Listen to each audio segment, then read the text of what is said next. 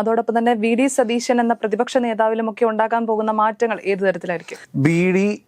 Bihar BJP എന്നാണ് ഉദ്ദേശിക്കുന്നത്. ഈ BD എന്ന് പറഞ്ഞു കഴിഞ്ഞാൽ എന്താണെന്ന് VT ബൽറാമിന് മനസ്സിലാവാതിരുന്നതാണോ അതോ മനസ്സിലായിട്ടും അങ്ങനെ ഒരു പ്രയോഗം കിടന്നുകൊള്ളട്ടെ എന്ന് കരുതിയിട്ടാണോ എന്നെനിക്കറിയില്ല.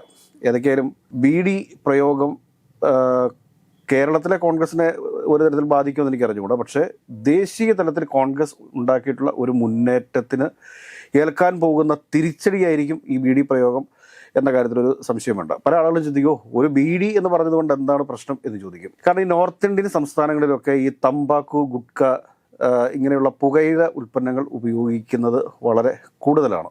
അതവിടെ നിന്നോട്ടെ. പക്ഷേ അങ്ങനെ ഒരു കാര്യം കൂടി അവിടെ ഉണ്ട്, ഒരു വശത്ത് നിൽക്കുന്നുണ്ട്.